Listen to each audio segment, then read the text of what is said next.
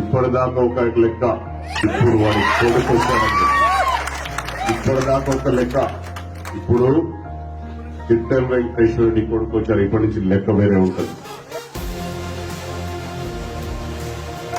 అప్పట్లో ఒంటరి పోరాటం, ఇప్పుడు ఇద్దరు పిల్లలు కూడా సేవాభావంతో భర్త భార్య ఇద్దరు చెప్తున్నారు. కేవలం ఇక్కడ విద్యని వైద్యని అమ్ముకున్న వాళ్ళందరినీ చూసినాం మనం. హాస్పిటల్కి పోతే దోచేసేయడం, శవాలకి ట్రీట్మెంట్ ఇచ్చేయడం, రకరకాల మనుషులు చూసినాం.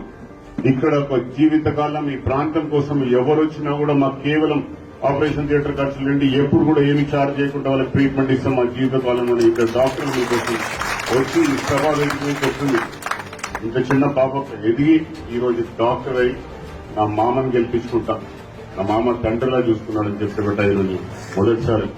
ఎప్పుడు నా కన్నీళ్ళు ఎవరు చూస్తుంటారు కానీ కళ్ళలో నీళ్ళు తిరిగినాయి. సంతోషంగా ఎవరిని కూడా తక్కువ చేసుకోలేదు. నలుగురు పిల్లలు నా పిల్లలు అనుకున్నాం.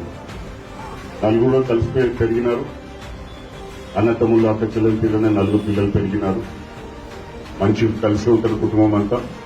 ఈ రోజున లక్ష్మమ్మ గాని నా భార్య సీతమ్మ గాని ఖచ్చితంగా ఇద్దరిని నలుగురు పిల్లల్ని సమానంగా చూసుకుని కుటుంబం ఉమ్మడి కుటుంబం మీద కలిసి ఎదిగిన తర్వాత, పిల్లలు ఎదిగిన తర్వాత వాళ్ళకి మాట్లాడుతున్నారు డాయస్ మీద ఎక్కి. నేను అవిజయరెడ్డి సార్ ఇప్పుడు మాట్లాడుతుండే కానీ ఈ విధంగా మాట్లాడటము అంటే వాళ్ళ తండ్రి ఆశీర్వాదంతో ఈరోజు వచ్చిన మాట తీరుబట్ట కొంచెం కోపం ఎక్కువ ఉండే అది మాట్లాడేవాడు. ఈరోజు పద్ధతిగా ఎలక్షన్ ఏంటి, ప్రజలేంటి, ఆశయం ఏంటి, మన కష్ట సుఖాలు ఏంటి